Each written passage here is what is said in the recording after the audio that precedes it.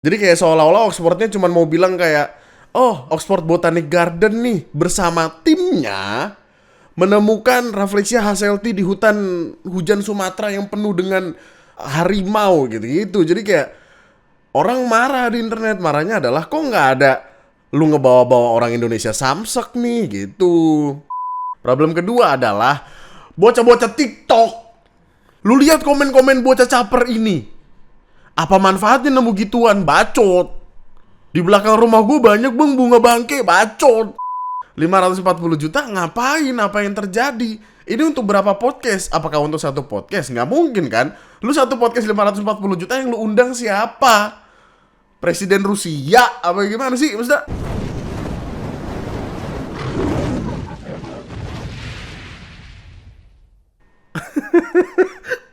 akan gue mulai video kali ini dengan ini. Tadi gue lagi muter-muter IG terus nemuin ini lucu banget men. Lihat. Niatnya mau bikin video mau surprisein istrinya. Ayo waktu pintunya dibuka. Wah.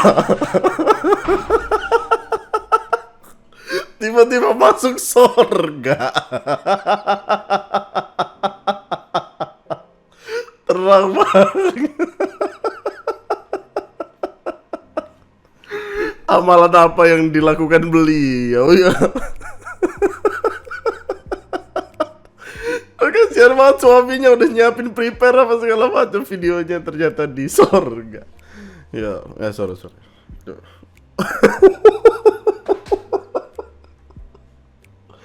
Halo semuanya, selamat malam. Selamat datang kembali di TNM.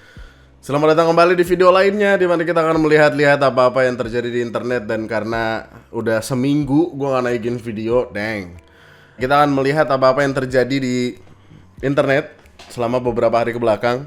Dan akan kita mulai semuanya dengan Rafflesia hasselti. Jadi gini, untuk lu yang belum tahu, gua pun demikian karena gue juga baru tahu. Ternyata Rafflesia itu ada banyak jenisnya. Gue nggak tahu jenis atau tipe gitu, tapi biasanya Rafflesia yang kita tahu adalah ini, Rafflesia arnoldi. Dan tolong diingat ya kawan-kawan, Rafflesia arnoldi dan Titan arum atau bunga bangkai adalah dua tanaman yang berbeda ya, tapi kadang suka salah kita ngebedainnya. Cuman intinya Rafflesia itu ada banyak. Dan Rafflesia hasselti ini sendiri adalah salah satu yang paling langka, paling susah dicari. Kelangkaannya itu bukan hanya di sedikitnya, tapi lebih ke bagaimana siklus hidupnya, karena dia hidup, tumbuh, mekar, lalu layu itu cepat sekali dan ada di tempat-tempat yang tidak terpikirkan oleh manusia. Lalu tiba-tiba Oxford ngeluarin postingan ini. Rafflesia hasselti, tanaman yang bahkan lebih sering dilihat sama macan, sama harimau daripada sama manusia. Kemarin Oxford Botanic Garden Dr. Chris menjadi bagian dari sebuah tim yang mencari siang dan malam di sekitaran area harimau Sumatera untuk menemukan Rafflesia hasselti. Keluarlah video ini.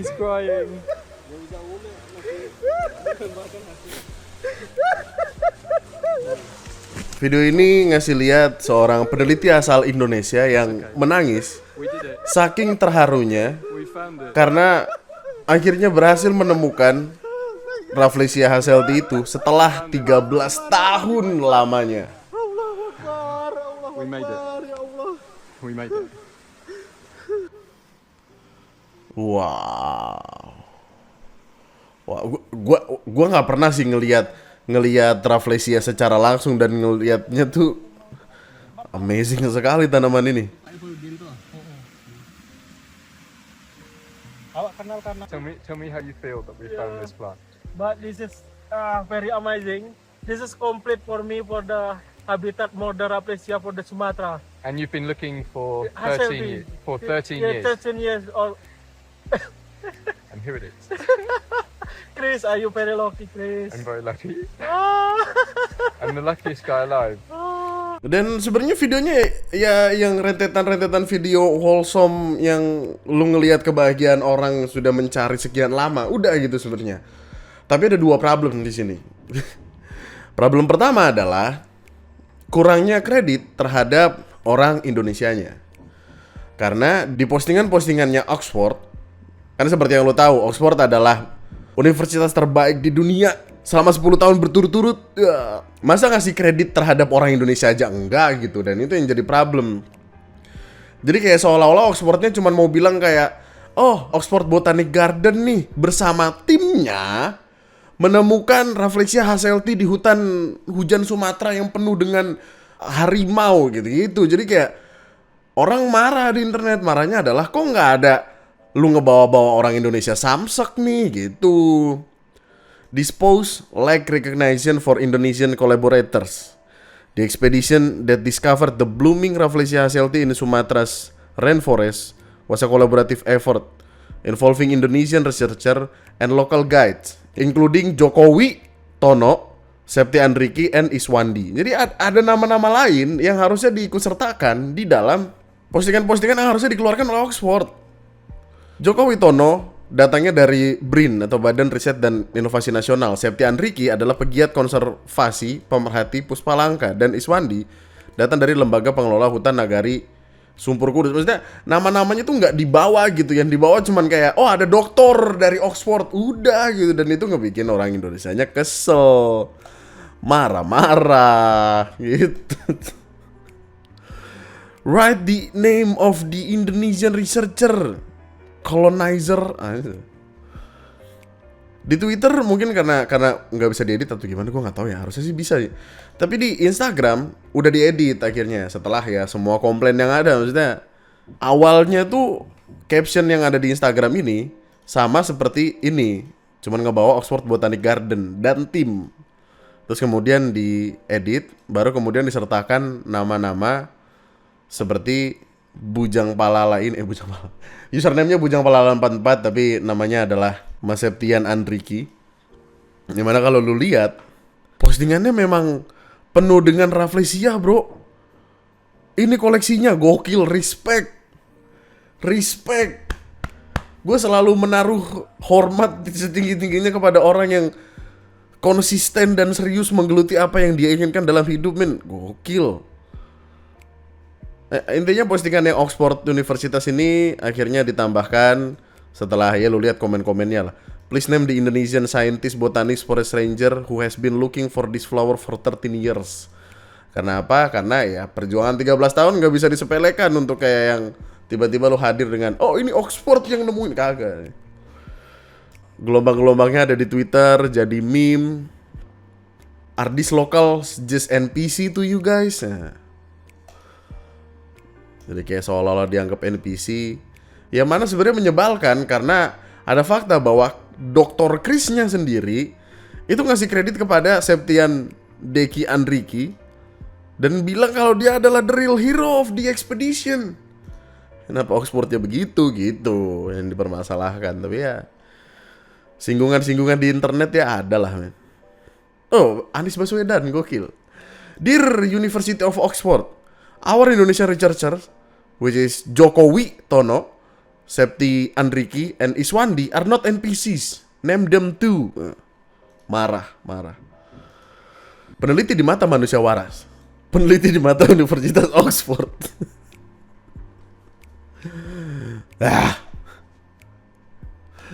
Tapi ya oke. Maksudnya pada akhirnya sudah diikutsertakan nama orang Indonesianya, meskipun ya kita nggak tahu ya mereka melakukan itu karena diomelin atau ada aja memang perkara-perkara di internet, men. Dan tadi kan gue bilang ada dua problem kan. Problem pertama adalah kurangnya kredit terhadap orang Indonesia. Problem kedua adalah bocah-bocah TikTok. Lu lihat komen-komen bocah caper ini. Apa manfaatnya nemu gituan? Bacot. Di belakang rumah gue banyak bang bunga bangke, bacot. Astagfirullahaladzim. Gue memiliki rasa kesal tersendiri terhadap orang-orang yang menyepelekan effort gitu, menyepelekan perjuangan. Maksudnya 13 tahun, nyet, lu gila kali ya. 13 tahun tuh dari 2012, lu lagi ngapain 2012? Masa udah nyari Rafflesia dari tahun segitu? Dan gue gak tahu nih komen-komen di TikTok hadir dengan tujuan untuk rage baiting aja supaya orang pada ngecek akunnya, terus di akunnya dia jualan apa gitu. Gue gak tahu, tapi Komen-komennya tol aja. Ngapain nangis? Ya, kalau nggak ngerti nggak usah merendahkan gitu loh. Tanamannya langka, dicarinya susah, nyarinya pun harus di hutan Sumatera yang ada harimaunya. Lu gila lu ya? Aduh, itu di pinggir sumur gua banyak anjir, ngapain sampai ke dalam hutan, kenapa nggak bilang? Bacot. Gak nangis juga kali bang, kalau langka ya jual aja buat bersenang-senang. Kan udah bersakit-sakit 13 tahun, setidaknya bersenang-senang seminggu. Bacot. Apa sih? Kenapa sih? Men, coba lu bayangin, lu melakukan sesuatu yang sangat amat lu cintai. Lu melakukan itu bertahun-tahun, berapa belas tahun, dan akhirnya kesampaian. Lu kalau misalkan gak pernah ngerasain yang namanya berjuang dan diperjuangkan, diem aja lah, bacot aja, najis dah. Dan tolong diingat, bunga bangke sama Rafflesia beda. Selama ini diumpetin sama Anis, tangkap Anis. Apa sih goblok? Hubungannya apa? Wah, lu pada tolong semua banget sih. Apa sih? Wah, lu pada banyak-banyak istighfar dah bro. Dekatkan dirimu kepada Tuhan semesta alam bro. Apalah. Gak heran gue nih, kita masih lama jadi negara majunya. Maksudnya kayak,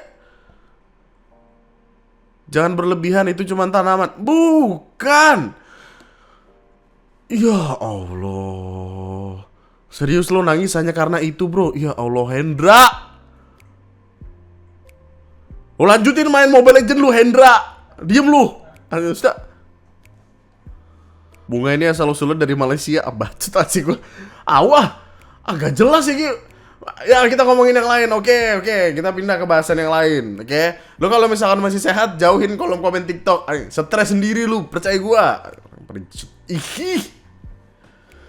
Bahasan selanjutnya.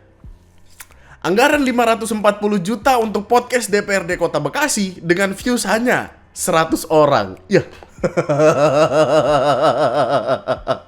Sebenarnya ini perkara tuh nggak yang gede-gede banget, maksudnya nggak yang gimana-gimana banget. Tapi karena gue orang Bekasi, karena gue pernah punya podcast, masih bisa lo dengarkan di Spotify by the way. Karena gue nge-YouTube juga, ini kan videonya ditaruh di YouTube. Jadi ini menarik sekali untuk diperbincangkan, men. 540 juta uang itu, APBD itu, dari mana? Dari mana duitnya? Postingan ini kemudian menimbulkan pertanyaan dari banyak orang. Maksudnya kayak 540 juta ngapain? Apa yang terjadi? Ini untuk berapa podcast? Apakah untuk satu podcast? Nggak mungkin kan? Lu satu podcast 540 juta yang lu undang siapa? Presiden Rusia? Apa gimana sih? Maksudnya diomongin sama orang-orang. Oh mungkin karena podcastnya tidak menarik. Iya bagus. Kelihatan banget alurnya, bahwa bapak atasan lagi suka nonton podcast. Wih, ide bagus nih kalau DPRD buat realisasi langsung tanpa strategi, pakai uang rakyat. Nah, ya, tadi ada komen, viewersnya aja kalah sama video ayam berkokok.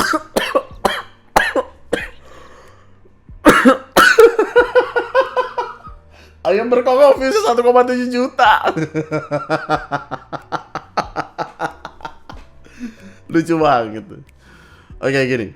Diomongin sama orang-orang, Minbex, TXT dari Bekasi, ikut bingung.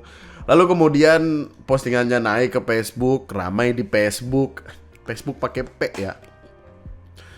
Dari sanalah gue cari tahu. Ternyata alokasi dana sebesar 540 juta oleh Sekretariat DPRD Kota Bekasi untuk belanja jasa publikasi dalam bentuk talk show itu dialokasikan untuk 150 kali penayangan.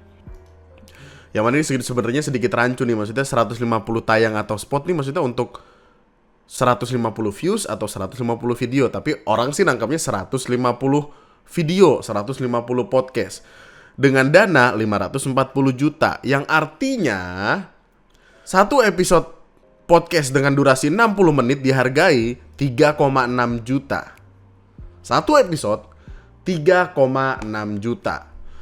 Terus gue cari nih di website Sirup, ternyata ada belanja jasa iklan atau reklame film pemotretan Kota Bekasi DPRD biaya jasa talk show atau dialog interaktif media elektronik radio talk show dengan biaya jasa talk show per dialog atau dialog interaktif media elektronik radio durasi 60 menit atau prime time. Ya, panjang banget ya.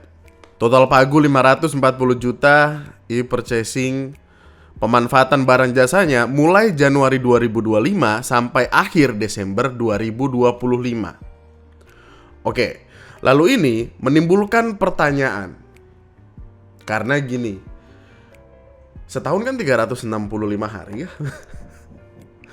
Untuk lo ngebikin podcast 150 episode, artinya paling nggak setiap 2 atau 3 hari sekali lo harus naikin 1 episode. Lo iya dong, kan dananya udah keluar nih. Maksudnya ada 540 juta untuk 150 tayang, 150 spot. Artinya harus dilakukan dong 150 video ini. Kan udah keluar 540 juta. Yang artinya Desember harusnya udah semua dong. Iya dong, iya gak sih? Gue gak tahu nih. Semalam gue sempat nanya di live. Maksudnya, apakah tender tahun ini boleh dilakukan hingga tahun depan? Nah, gue gak tahu tuh. Makanya jadi menimbulkan pertanyaan. Kalau semisal sampai akhir Desember belum terbuat 150 video ini, tanggung jawabnya gimana? 3,6 juta men per episode men. 3,6 juta. Asal lu tahu yang bikin podcast di Spotify tuh gak ada duitnya. Gua kalau misalkan dapat 3,6 juta satu episode, bikin gua tiap hari 365 hari. Ayo. Kaya raya gua. Kapan lagi lu dapat duit 540 juta? Lalu kemudian jadi pertanyaan, seperti apa ya tayangan atau podcast dengan harga 3,6 juta per episode? Ayo kita lihat. Wow, ternyata channelnya dari channel lain. Maksudnya channel lain adalah gini. Ini kita lagi bicara untuk DPRD Kota Bekasi. Bukankah seharusnya dinaikinnya di Humas DPRD Kota Bekasi? Kok ini di channel lain? Yang mana gue nggak tahu ini channel lain. Apakah ini channel yang bekerja sama dengan dinas apa gimana? Gue nggak gitu ngerti. Gue nggak tahu apa yang terjadi dengan perpolitikan. Well, seperti yang lo tahu, kita sempat beberapa kali ngobrol sama orang dari DPRD Bekasi kan. Cuman nggak ngerti gue. Seperti apa hasilnya? Ayo kita lihat. Nah, kalau sudah memiliki rekam jejak yang baik, jangan yang gini dulu, Yang lain dulu. Ini semalam di live gue udah sempat nonton nih. Coba nonton yang lain. pemerintah Kota Bekasi bisa memberikan pelayanan. Yang pertama kali gue lihat adalah resolusinya jelek. Gue nggak tahu ini pakai kamera apa. Gue nggak tahu ini mikrofonnya apa. Bahkan gue nggak ngerti kenapa ada mikrofon di sana. Karena ini kan ada mikrofon ini yang gue nggak tahu nih Shure atau Audio Technica atau apa, mikrofonnya gue nggak gitu ngerti. Tapi juga ada wireless mikrofon. Yang dipakai yang mana? Kecurigaan gue yang dipakai adalah ini. Tapi kenapa pakai yang ini? Bukankah harusnya pakai yang ini? Karena source audio utama harusnya dari yang kondenser karena lebih bagus. Ini harusnya buat backup aja, iya nggak sih? Gue kayaknya harus lebih santai dah. Ini sebenarnya ya, ini kalau lu lihat viewsnya jadi 2000, 1000, ini baru-baru ini setelah perkaranya rame. Sebelumnya mah cuman 100, 127, 123 kayak gini persis nih. Ada yang 80 viewsnya. Cuman karena orang penasaran jadi pada diliatin. Nah ini deh, gue penasaran sama ini tuh. Dari sisi kinerja, Gue penasaran sama angle kamera yang miring. Kayak pakai kamera HP. 3,6 juta per episode. Bro, ada banyak dari kita, gue yakin banyak konten creator yang juga nonton ini kan. Dan lu ngebikin podcast atau ngebikin video kayaknya lebih baik dari ini kan, yang padahal lu nggak punya dana. Terus gue banyak ngelihat orang bikin video lebih bagus resolusinya daripada ini, meskipun mereka nggak keluar duit sama sekali. orang tidak akan ragu untuk menempatkan posisi yang strategis buat dia karena sudah terbukti kerja-kerjanya. Ditambah dengan sisi profesionalitasnya dia. Bumper. Iya, bumper. Aja.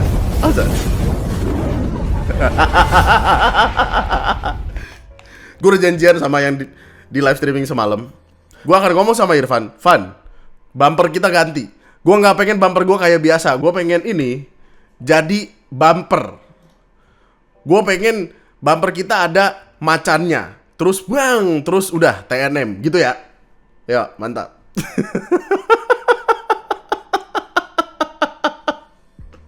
Bumpernya begini, bro.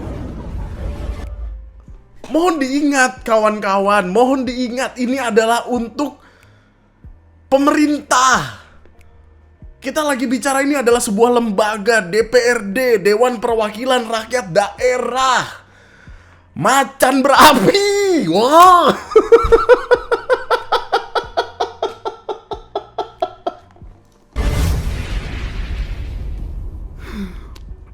Ya, selamat sore pemirsa Telusur Parlamentaria. Hari ini kita sore ya, menunggu kehadiran Bang Rizky dari Komisi. Kamera lap dulu nggak, Bang?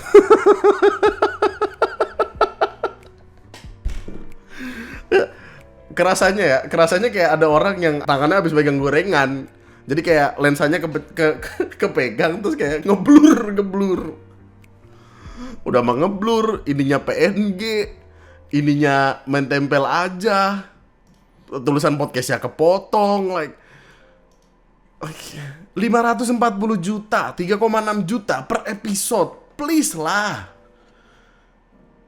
Gue bisa nebak sih, mungkin duitnya kepake buat beli meja mungkin, atau beli mikrofon mungkin, atau beli bangku mungkin, atau untuk bayar host dan narasumber mungkin. Karena kemarin sempat ada yang ngasih tahu kalau ada Peraturan Menteri Keuangan Nomor 49 Tahun 2023 tentang standar biaya masukan tahun anggaran 2024. Jadi kayak ada standar biaya untuk honorarium narasumber atau pembawa acara atau panitia atau moderator, gitu-gitu lah. Jadi kayak ternyata specifically ada nih angka standar batasan bawahnya untuk lu ngebayar seseorang. Yang mana mungkin ini yang dijadikan acuan kayak per episode butuh berapa. Mungkin itu, gue gak gitu ngerti.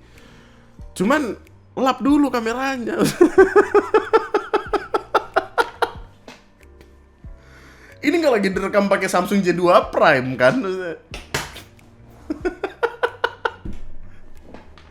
Ya Allah Tuhan. Komisi 4. Komisi 1. Komisi 1. Beliau sangat sibuk hari ini, jadwalnya padat. Tapi kita bersyukur bahwa masih diberi kesempatan waktu. Nah, dalam podcast Telusur Parlamentaria kali ini kita akan mencoba membuka tupoksi kinerja dari Komisi 1 tentang pengawasan, legislasi maupun budgeting. Dan men, gua nggak mau hipokrit dengan bilang kayak, oh ini gampang, ngapain sih lu kayak gini, bla bla bla. Enggak, susah. Oke, nggak bikin podcast ada susahnya karena lu harus nyiapin pertanyaan, lu harus membuat videonya menjadi semenarik mungkin. Apalagi konteksnya ini politik. Tidak semua orang suka politik, tidak semua orang suka mendengarkan yapping orang tentang politik. Dan itu PR sekali untuk dijadikan sebuah kegiatan. Bagaimana cara mereka untuk membuat ini menarik? Susah loh, gue sih gak kepikiran. Dan gue gak tahu apa yang akan gue lakukan kalau semisal gue harus menjadi host atau narasumber yang ngomongin politik. Gak ngerti gue. Dan harusnya itu yang dipikirkan. Karena kan kita bikin sebuah pekerjaan tuh gak yang semerta-merta kayak, oh podcast lagi rame, kita bikin podcast. Ya kan gak juga. Bagaimana hasilnya? Bagaimana KPI-nya? KPI adalah Key Performance Indicator, yang artinya menunjukkan tentang seberapa berhasilnya sebuah hal, performance-nya gimana. Dan kalau misalkan kelihatan performance-nya jelek, udah gak sih? Nggak usah gitu loh. Tapi udah keluar 540 juta gimana nih? Kenapa kan bikinnya dari awal gitu loh? Bumpernya macan men.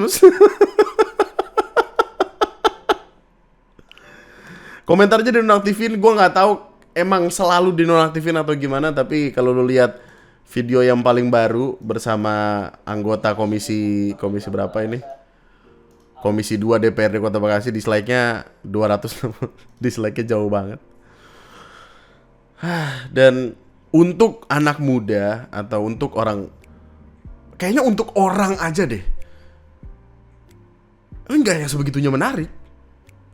Indikator keberhasilannya tuh diambil dari apa untuk bisa sampai dapat budget segitunya banyak gitu loh. Kata gue mendingan benerin jalan di depan Hadi Medika soalnya.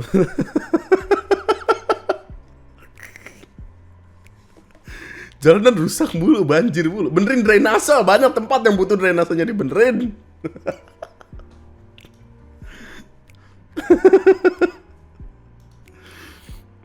Bicara tata keuangan daerah itu adalah bagaimana prinsipnya transparansi. Pertama, kamera ngeblur. Kedua, kenapa ada tripod di situ? Tolong gini, siapa yang ngurusin perkamera-kameraan ini? Ngapain ada tripod di situ? Oh, mungkin di tengah-tengah video dipindahin kali. Enggak. Enggak. Masih ada di situ. 3,6 juta per episode, ada tripod di samping narasumber. Ngapain? Kenapa sih? Orang pada sehat apa kagak sih? Banyak-banyak istighfar dah. Untuk pendisiplinan. Oh ya, Iya. luar biasa ya. Kemudian untuk dewan yang bekerja Ada programnya sekarang. berintegritas ya. Kemarin kan Tolong kawan-kawan kita tebak-tebakan. Kamera apa yang digunakan? Ayo, tebak-tebakan sama gua. Gue sih mikirnya ini DSLR ya, Canon 600D.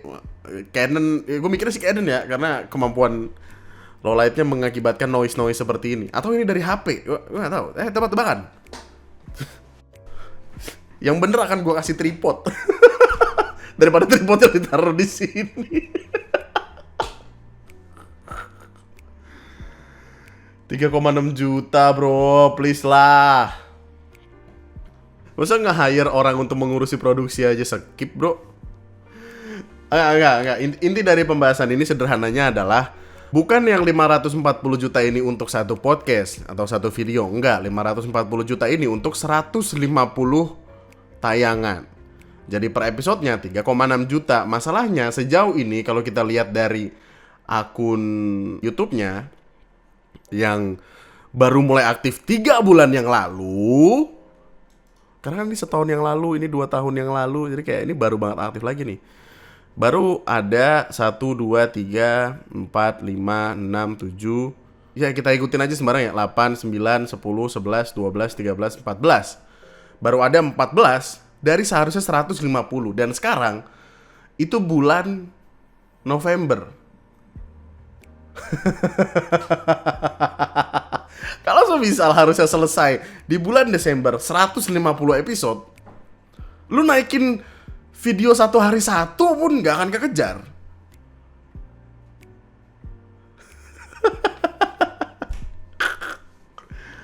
Oke baik, terima kasih rakyat Bekasi sudah menaikkan artikel ini. Karena emang semua bahasannya tuh datang pertama kali dari rakyat Bekasi ini.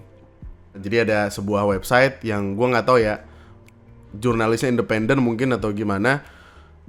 Tapi ini dinaikkan ke publik rame, orang pada ngecekin ininya, sirup LKPP-nya, dan something's wrong.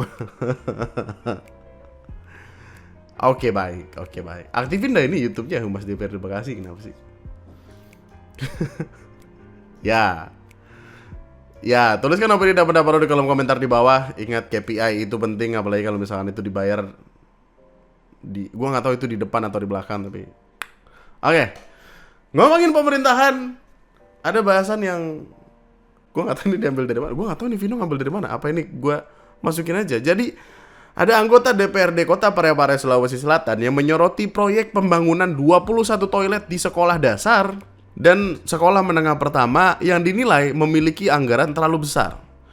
Setiap unit toilet dibangun dengan biaya sekitar 166 juta, setara dengan harga rumah bersubsidi. What the Kota Parepare, Sulawesi Selatan lagi nyorotin proyek pembangunan 21 toilet nih di SD sama SMP yang dinilai memiliki anggaran terlalu besar. Karena setiap unit toilet dibangun dengan biaya sekitar 166 juta rupiah. WC yang dibuat di sekolah-sekolah ini dengan anggaran 166.500.000 dibandingkan dengan bangunan rumah subsidi yang kurang lebih 173 juta. Nah, anggota Komisi 2 DPRD Parepare ini menilai pembangunan toilet di sejumlah sekolah ini nggak sesuai spesifikasi dan dianggap anggarannya nggak masuk akal. Nah, tapi sementara itu, Kepala Dinas Pendidikan Kota Parepare menyebut pembangunan 21 toilet sekolah dengan total anggaran 3,3 miliar rupiah ini udah sesuai kok dengan petunjuk teknis dan dianggap hal yang wajar. Nah, gara-gara polemik ini, Kejaksaan Negeri Parepare bahkan turut memantau pengerjaan proyek tersebut. Tapi menurut kamu wajar nggak sih anggaran 166 juta rupiah buat satu WC di sekolah? Enggak. 166 juta, men. Sidaknya dilakukan di SDN 3 Parepare. Toilet berukuran 4 kali 4 meter persegi. Coba ya. Coba. Kita buka ChatGPT, kita tanya. Toilet berukuran 4 kali 4 meter persegi di sekolah, kira-kira budgetnya berapa ya? Kita mau nyari yang gampang-gampang aja, bro. 4 bilik toilet plus area cuci plus 1-2 urinal. Nih, ada kisaran 3 tingkat kualitas. Yang ekonomis, yang paling sederhana, kloset jongkok, ubin murah, partisi triplek, tenaga murah, ya 20-35 juta. Untuk mid range, kayaknya ini yang paling nyaman nih. Untuk mid range, ya 47 juta. Untuk high end nih, yang tahan vandalisme, aksesibilitas lengkap, kabinet tahan air, keramik kualitas tinggi, toilet akses difabel, sensor air, sambungan ke jaringan kota, pekerjaan plumbing rumit, 100-250 juta. Sepertinya yang high end, bro. Kayaknya akan beli kloset duduk yang orang datang ngebuka sendiri. Nah, tahu gak lu? Nah, itu kloset-kloset Jepang tuh. Jadi kita datang dia langsung, "Wah, kasih makan aku," gitu. Bener. Berarti yang salah kitanya. Ini tentang ya mini set. Oke. Kloset duduk loh. Amstan ada yang 1,6, 1,3. Ini kloset duduk ya. Kapan sih lu ngeliat ada kloset duduk di sekolah lu? Di WC sekolah lu dulu, duduk apa jongkok? Duduk apa jongkok? Di sekolah gua, SD, SMP, SMA, nggak pernah gua ngeliat WC duduk. Semuanya jongkok. Bahkan ada yang nggak bisa jongkok karena ada orang boker sembarangan. Masa?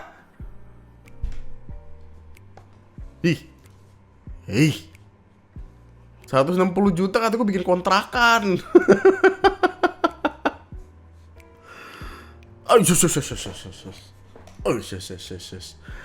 Gini kawan-kawan, lu kan kadang suka bertanya-tanya ya ke gua. Maksudnya ada beberapa kali DM masuk mempertanyakan kayak, ada hal gila apa sih yang terjadi hari ini, minggu ini, bulan ini, dan bulan November ini. Sepertinya ini adalah hal yang paling gak make sense, yang paling gila, yang paling Pria di Riau tega sahabatnya hanya karena tak diberikan hotspot, padahal sudah berikan istrinya untuk disetubuhi. Oke.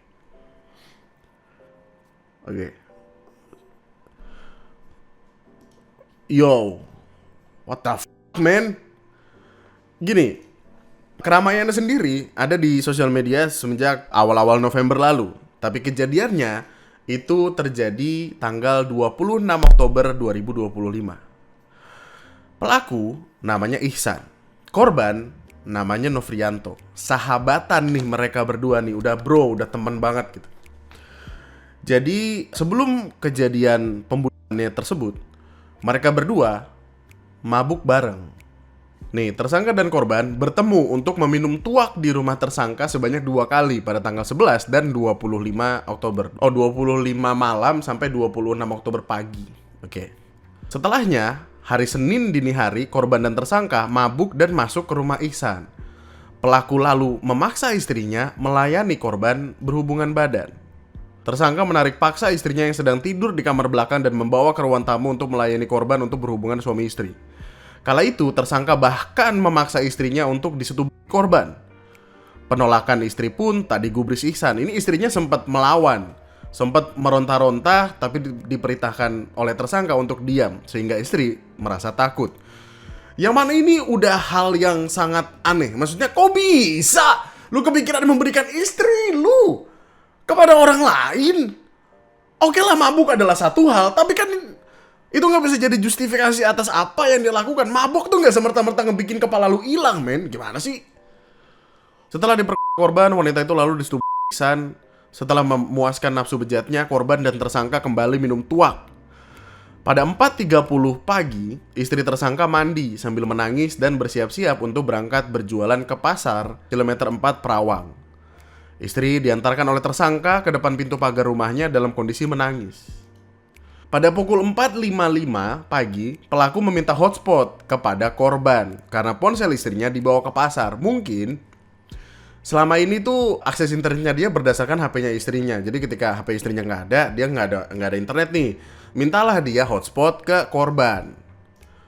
Namun menjelang matahari terbit, pelaku bertanya kenapa korban matiin hotspotnya. Korban menjawab, karena baterai mau habis dan kuota internet cuman kesisa 200 MB.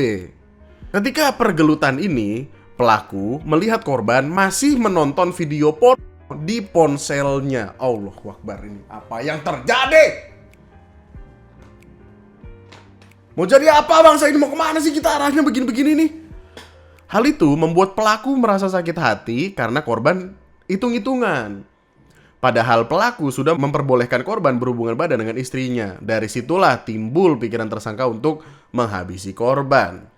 Pelaku kemudian membawa korban hingga tewas. Usai menjalankan aksinya, pelaku mencoba menghilangkan barang bukti dengan membuang noda darah di kasur dan kain ke belakang rumah.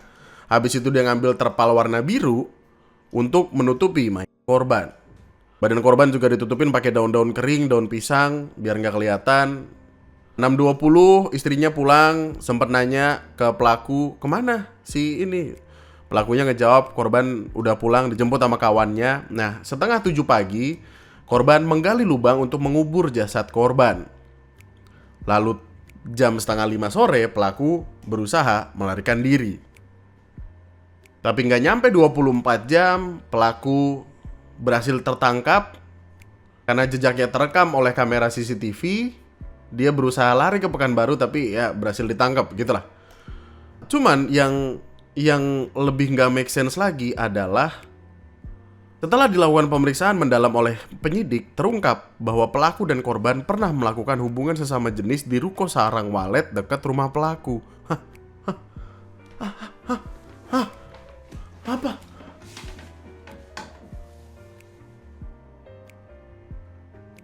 Ya, ya, kita tidak bisa cari lebih lanjut bahasannya. Gua nggak tahu apa yang terjadi. Ayo kita cari ke bahasan selanjutnya. Nggak ngerti. No. Ini arahnya kemana? Ya.